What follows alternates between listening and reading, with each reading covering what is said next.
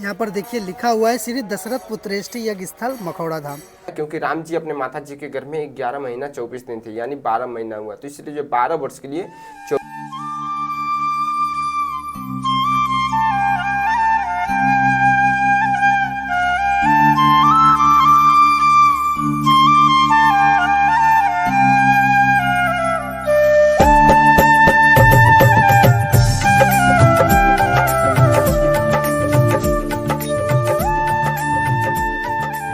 जय श्री राम दोस्तों, आज का दिन बहुत ही ज़्यादा स्पेशल होने वाला है क्योंकि आज हम वहाँ चलने वाले हैं जहाँ पर हमारे प्रभु रामलला का जन्म हुआ था, जहाँ पर राजा दशरथ जी ने पुत्रेष्टि यज्ञ कराई थी। उस स्थान का नाम है मखौड़ा धाम और हमारे अयोध्या में 4 धामों में से एक धाम माना जाता है मखौड़ा धाम, जो कि बहुत ही ज़्यादा प्राचीन है। वैसे तो 4 धाम की वीडियो मैं बनाने वाला हूँ, लेकिन उनमें से जो एक धाम विशेष है जो बहुत प्राचीन है वो मखौड़ा धाम है। तो मखौड़ा धाम को देखने के लिए वहाँ पे जो यज्ञ स्थली आज भी है प्राचीन समय से, वो भी आपको दिखाएंगे और किस नदी के किनारे किया गया था यज्ञ वो भी बताएंगे। तो वीडियो के लास्ट तक बने रहिएगा और वीडियो को स्टार्ट करने से पहले एक लाइक ज़रूर कर दीजिएगा। आइए चलिए इस ब्लॉग को स्टार्ट करते हैं। मखौड़ा धाम जाने के लिए जैसे ही आप अयोध्या से गोरखपुर साइड बढ़ोगे तो ये NH-27 आपको देखने को मिलता है। जस्ट इसी के बगल से रूट टर्न हुआ है।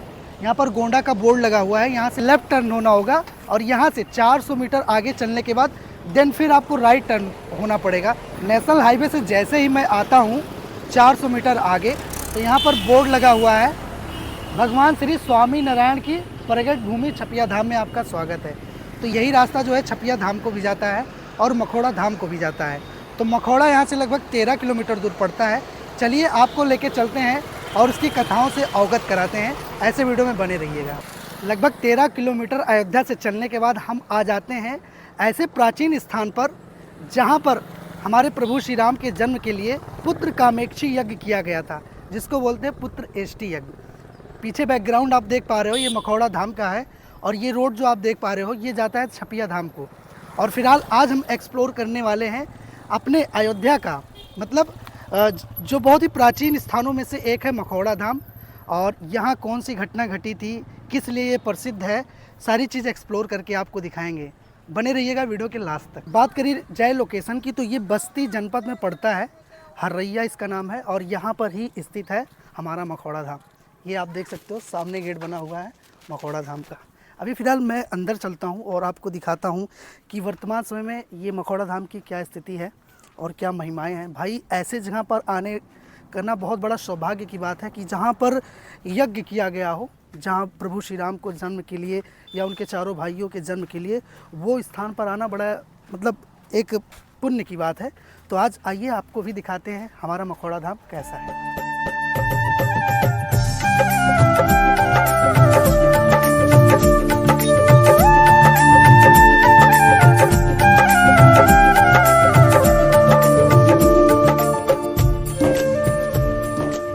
बात तब की है जब चक्रवर्ती सम्राट श्री राजा दशरथ जी को पुत्र नहीं हो रहा था।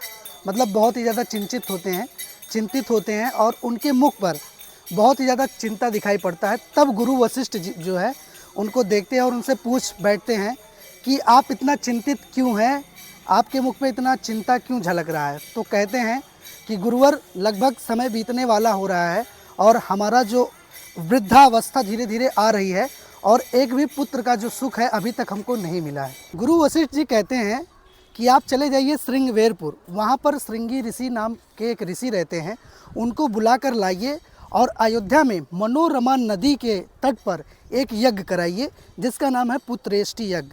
और निश्चय ही आपको एक ऐसा पुत्र प्राप्त होगा जो कि पूरे विश्व में आपका नाम करेगा।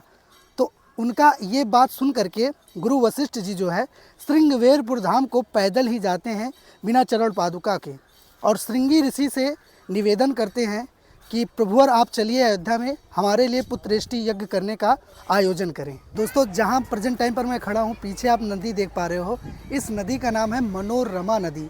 और ऐसा कहा जाता है, पुराणों में भी लिखा हुआ है कि इसी नदी के किनारे राजा दशरथ जी ने जो पुत्रेष्टि यज्ञ कराया था वो इसी नदी के तट पर कराया था। और जहाँ पर यज्ञ कुंड आज भी बना हुआ है, साथ ही में उसको भी दिखाना चाहेंगे कि आज भी वर्तमान समय में वो कुंड किस तरीके से संरक्षित करके रखा गया है। तो दोस्तों ये मनोरमा नदी सामने देख पा रहे हो और यहाँ पर एक पेंटिंग बनाई गई है, ये सामने देखिए। यहाँ पर पुत्रेष्टि यज्ञ जो होती है, पुत्रेष्टि यज्ञ, उसका यहाँ पर चित्रांकित किया गया है, ये आप देख सकते हैं। और सामने ही आपको देखने को मिल रहा है वो हवन कुंड, जहाँ पर पुत्रेष्टि यज्ञ लगभग त्रेता युग में किया गया था। और आज किस तरीके से यहाँ पर वर्तमान समय में इसकी क्या स्थिति है वो भी आपको दिखाएंगे। अभी तो देखिए यहाँ पर क्या लिखा हुआ है, श्री मनोरमा नदी, ये आप चेक कर सकते हो, देख सकते हो, पीछे आपको देखने को मिल रहा है। और यहाँ पर देखिए लिखा हुआ है श्री दशरथ पुत्रेष्टि यज्ञ स्थल मखौड़ा धाम। चलिए अंदर आपको दर्शन कराते हैं। और यहाँ पर नित्य भजन संध्या वगैरह हुआ करता है। जब यज्ञ किया जाता है तो अग्नि कुंड से खीर निकलता है और उस खीर को जो है तीनों पटरानियों को राजा दशरथ जी खिलाते हैं। मतलब पहले कौशल्या जी को खिलाते हैं, फिर जो है कैकेयी जी को खिलाते हैं, फिर सुमित्रा जी को खिलाते हैं। इस प्रकार से श्री राजा दशरथ जी को 4 पुत्र होते हैं, जिसमें से सबसे बड़े श्री रामचंद्र थे, उसके बाद भरत जी थे, उसके बाद लक्ष्मण जी थे, शत्रुघ्न जी थे। चलिए अंदर चलते हैं, आपको यज्ञ स्थली दिखाते हैं। वर्तमान समय में अंदर आ गए हैं जहाँ पर हवन किया गया था लगभग त्रेता युग में। तो आज ये स्थान जो है कुछ इस तरीके से बनाया गया है और लोग जो भी अयोध्या आते हैं दर्शन करने के लिए रामलला जी का या अदर मंदिरों का, तो वो भी यहाँ पर दर्शन करने के लिए आते हैं। ऐसा कहा जाता है कि हमारे अयोध्या 4 धामों में से एक धाम ये मखौड़ा धाम माना जाता है। और मखौड़ा धाम सबसे ज़्यादा प्राचीन है इसलिए क्योंकि यहाँ के कारण ही, इसी तपो स्थली के कारण ही प्रभु श्री रामचंद्र जी का जन्म होता है।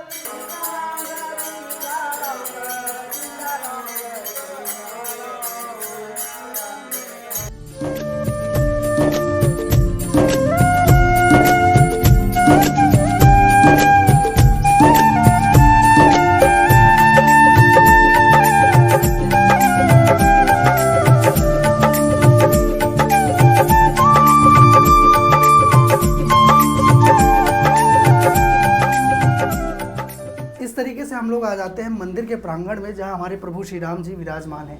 महाराज जी सीताराम।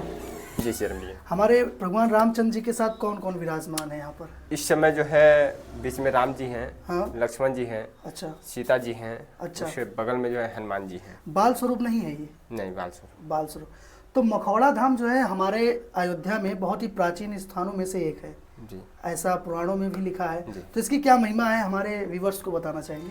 इस भूमि का महत्व यही है, जब दशरथ जी महाराज के पास जब कोई पुत्र नहीं हो रहा था तो चौथे पन में दशरथ जी महाराज ने पुत्रेष्टि यज्ञ जो है इसी भूमि पे किए थे। उस यज्ञ को कराने वाले श्रृंगी ऋषि जी थे। श्रृंगी ऋषि ही वशिष्ठ बुलावा, पुत्र काम शुभ यज्ञ करावा, भगत सहित मुनियाहुत जिन्हें प्रकट यज्ञ चरु कर लेने। यानी जो है अग्निदेव खीर लेकर प्रकट हुए थे, वही खीर तीनों रानियों को दिया गया था। फिर अयोध्या दशरथ जी के आंगन में राम चारों भैयन का जन्म हुआ था।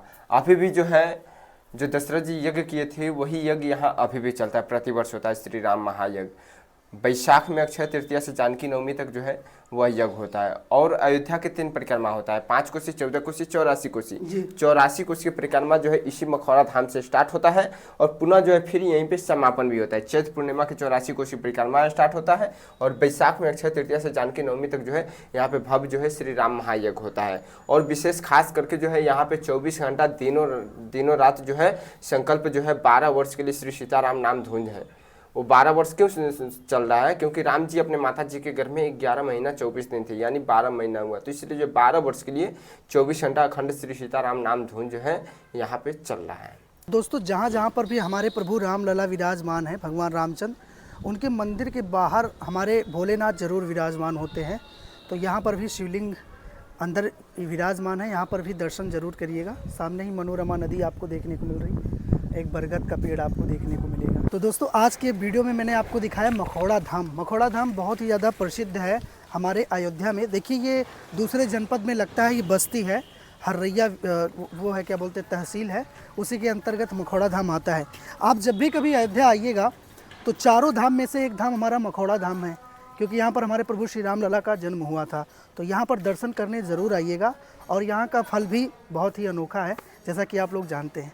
तो इस क्रम में इस वीडियो को यहाँ पर समाप्त करते हैं। आई होप ये वीडियो आपको इन्फॉर्मेटिव लगा होगा।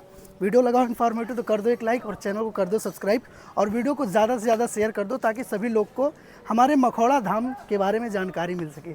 चले मिलें किसी और ब्लॉग में, तब तक के लिए बाय बाय, टेक केयर।